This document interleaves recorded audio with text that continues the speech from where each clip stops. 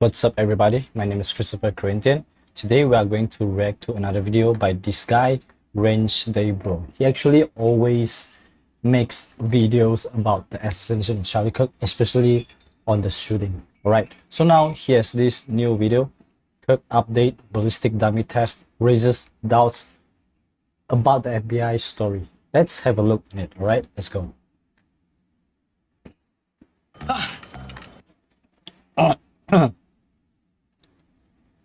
This happened. Project. Ladies and gentlemen, welcome back to the channel. Today, I'm going to be showing you never before seen video evidence of a ballistic gelatin test that I conducted that not only proves that a back right shot is possible, but it is the probable explanation for what happened to Charlie Kirk on 9/10. Now, before we get into the video evidence, I first have to say this is for scientific purposes only. Myself, my channel, and this video are all here just for scientific purposes in pursuit of the truth and to get justice for what happened to Charlie Kirk on 9/10. I do believe we're being lied to, or at least not being told the whole truth, so I am chasing the truth here, guys, and hopefully you guys are along for the ride with me.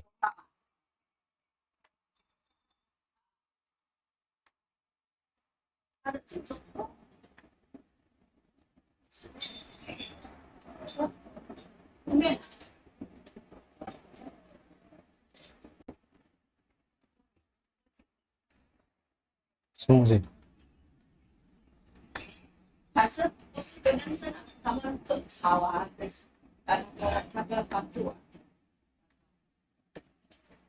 At least not being told to get justice for what happened to Charlie Kirk on 9/10. I do believe we're being lied to, or at least not being told the whole truth, so I am chasing the truth here, guys, and hopefully you guys are along for the ride with me. If you are, the best way to support the channel is via Patreon. Huge shout out to the Patreon member who sent me this Ballistic Dummy Labs gelatin dummy. If you guys do want to support the channel, please head over there and subscribe to the Patreon. You guys will get first access to all of the content, as well as direct access to me and input in how future tests are conducted, as well as input into any of the future gun reviews that you want to see here on the channel. You guys can also leave a super thanks right here on YouTube. You can also head over to rangedaybro.com, subscribe to our email list, shop using our discounts page or affiliate codes. And lastly, the free way to support the channel is to like, comment, and subscribe. I know it's played out, guys, but these videos are being suppressed and throttled, so every single like, every single comment, every single subscription helps us get closer to the truth and spread this message to a wider audience. Now, with that being said, for full disclosure, I do want to mention a few things that are incomplete about this test. First and foremost, I work backwards based off of where I believe the shooter to have been and using Google satellite images to estimate distances and elevations and angles of the shot, and I'll put all of that information down in the description below if you guys are interested in seeing the exact distance and angle that we shot this with, as well as the caliber and all that. You can find that all in the description below. I'll mention some of it as we go, but because of that assumption of the shooter's position, as well as using very vague and generalized numbers from Google Maps and satellite images, I came back with a test that did not react in the exact way that we saw on 9/10. However, the way that the dummy did react is extremely telling and does point to the back right shot,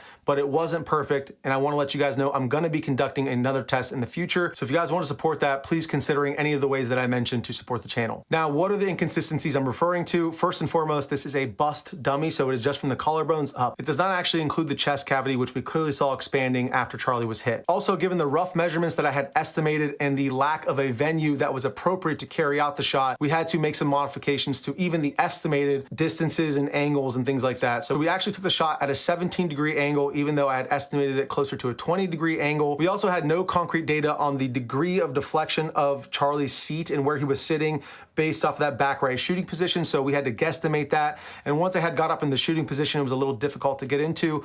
I didn't have time to go back and adjust.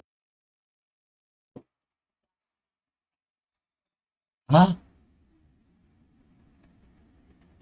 The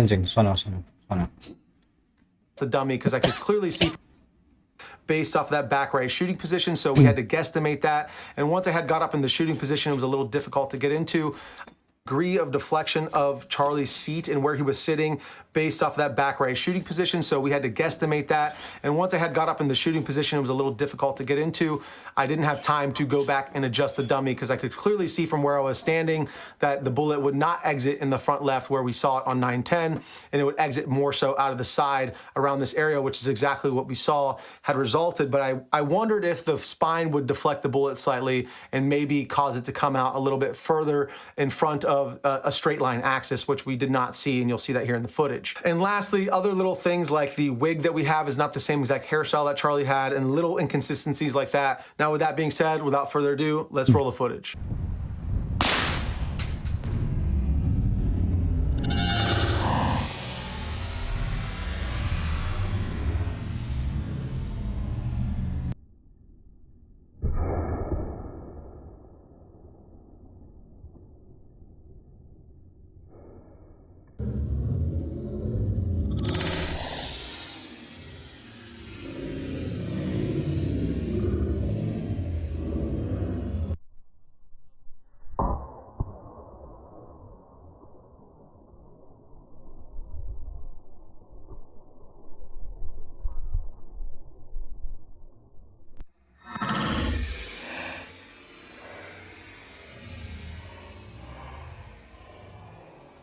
Quick question.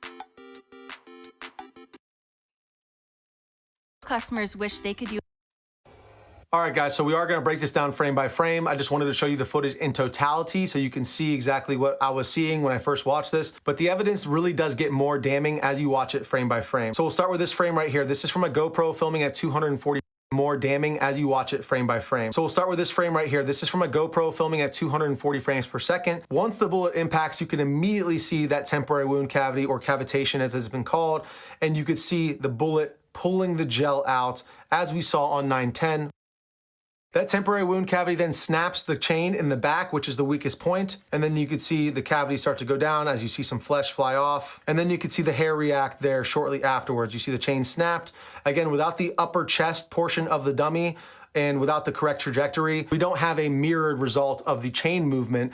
However, you do have a mirror result still of the head movement down and to the left, as we saw on 910. Now, for those of you wondering, we put the pasty there because, as I've mentioned in past videos, a bullet going into a hairline, an entry wound in a hairline, is gonna be extremely hard to see. And even after the shot, I removed the pasty and pulled up the wig to try to attempt to see the bullet hole.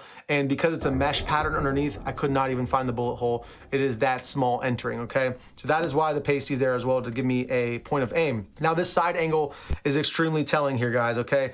This cavitation you see from the side angle is what explains the shirt puffing in the back first. So Charlie struck in the back of his hairline first.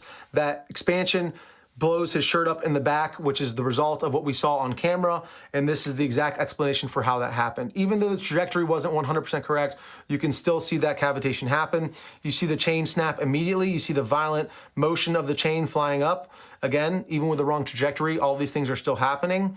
Now, in this case, with the ballistic tip bullet we were using, it dumped all of its energy within the first couple of inches in the gel. Again, this gel, that trajectory is only about 4.5 to 5 inches long.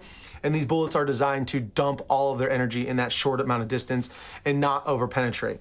So the next test, we'll likely be using a different bullet type that would result in the type of exit wound that we saw on 910. However, it doesn't change the fact of the head movement, the chain snapping, so on and so forth, and the cavitation that we saw that would explain the puffing up of Charlie's shirt in the back first. Another thing I want to mention is you also see the dummy kind of pop up as we saw. So that's another piece of information that points to a back right shot. And again, in this case, that Hornady critical duty bullet blew out the spine out of the back of the dummy because the trajectory was off, okay? Once in the shooting position, I had a very good feeling it would not result in the exit wound that we saw because the dummy was almost positioned perpendicular from his vision to where I was shooting from.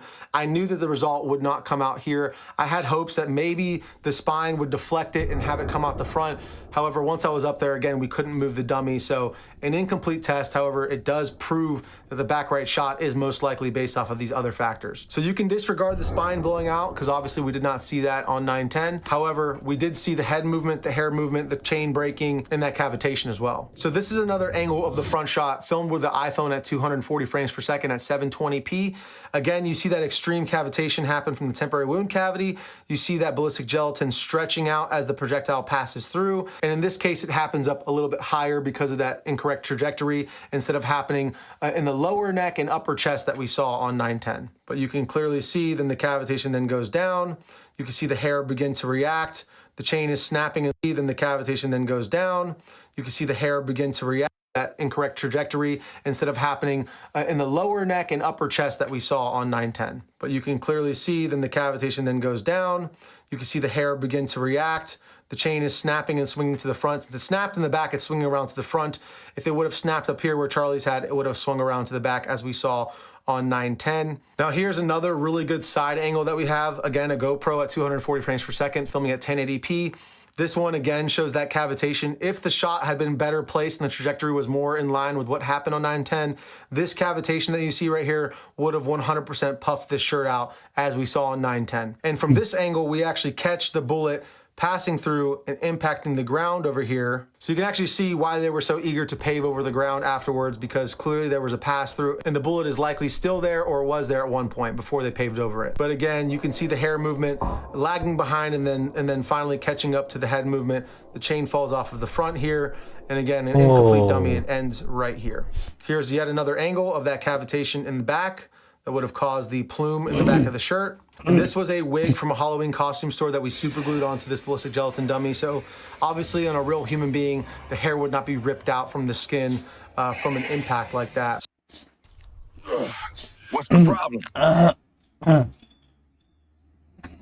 Big muscles don't mean. So after the shot was taken, I went down, I took the camera, and I filmed up close the results without having touched the dummy at all. Again, using the bullet that we did, it dumped all of its energy extremely quickly, blew out the back of the spine, which again, wrong trajectory, so we didn't obviously see that on 910. However, again, using a different projectile from a different angle, I believe will result in the exact thing we saw on 910, but I did want to put this information out as quickly as possible. And from the other side of the dummy, you can clearly see that the bullet was not deflected at all by the dummy's spine, and that spine is made of a high density epoxy. From what I'm being told, is the closest thing that Ballistic Dummy Labs has found to replicating the human bone. You can see the cross here on the and the exact thing we saw on 910, but I did want to put this information out as quickly as possible. And from the other side of the dummy, you can clearly see that the bullet was not deflected at all by the dummy's spine, and that spine is made of a high density epoxy. From what I'm being told, is the closest thing that Ballistic Dummy Labs has found to replicating the human bone. You can see the cross here on the ground where it landed. So after having evaluated this footage frame by frame, I do believe this is a strong implication that the shot did come from the back right. Again, this test is incomplete, and I will be conducting another test here in the near future with a more complete ballistic gelatin dummy that is from the chest up. I'm also going to be using a different bullet, most likely the 77 grain boat to hollow point bullet, which I believe will result in the exact effect that we saw on 910 with the correct trajectory and with a dummy that actually has an upper chest cavity that can expand and cause the swinging of the chain that we saw and the swinging of the microphone as well. So that being said, guys, I was gonna wait until I had a more complete picture of this test and I could recreate the exact shirt movements and body movements that we saw on 910 to release this footage as one complete package. But in an effort to reach the truth and get this out as quickly as possible, more information is never going to hurt. So I wanted to put this out immediately. I didn't want to put this out because I didn't want naysayers to say, oh, look, the back of the spine blew out. There's no way it happened from the back right. When in fact, it was the incorrect trajectory in a incomplete ballistic gelatin dummy. So this was a learning experience for me for sure. I think there's a ton of really compelling takeaways from this video and from this footage. But I want to hear from you guys. Let me know down in the comments what you think. Does this change anything for you guys? Are you convinced, or does this convince you the other way? Being that I'm a one-man operation, any support you guys have would be extremely helpful. I would love to get a high-speed camera. They're just vastly out of my price range. So if anyone has access to that, if anyone wants to chip into this investigation and this demonstration here, I would love to receive any help. Again, my only goal in this is to uncover the truth and bring justice to the people who actually executed the shot on 910. With that being said, guys, I love every demonstration here. I would love to receive any help. Again, my only goal in this is to uncover the truth and bring justice to the people who actually executed the shot on 910. With that being said, guys, I love every single one of you guys. Remember, Christ is king, drink a lot of water, stay safe, stay dangerous. Range J Bro, out. Back to the channel. It's your go. Okay guys, my takeaway from this video is that I think it's quite making sense. It makes sense with the thing that he was trying to talk about in his previous videos. He was telling like the shot must be from the back. Now, why? Because if you look at the dummy actually had the same shame movement like how Charlie was having on the day 910. And also the chain, the movement of the chain, and also the hair, the movement of the hair. I think it's quite making sense. And also he was saying when they quickly paved the ground because the bullet was found on the ground from this test. So basically during 910, if I say everything is like this, so the bullet must be on the ground. So they paved the ground quickly. It's insane, guys. And also, the guy actually took down the camera from behind of Charlie Kirk because it's from the back. So he took down the camera from behind. And it's quite hard to actually see there's the entering wound because as he said, it's hard to see. Even though he took the dummy and found and checked, it's very hard to see the small enter wound. And what do you think about this? And let me know down in the comment section what should I react to next. And if you have any opinion on this video, tell me and I'll be covering it all. I hope to see you guys in the next one. Sorry for my throat, I'm having sore throat right now. And pray the rosary. God bless you all. Amen.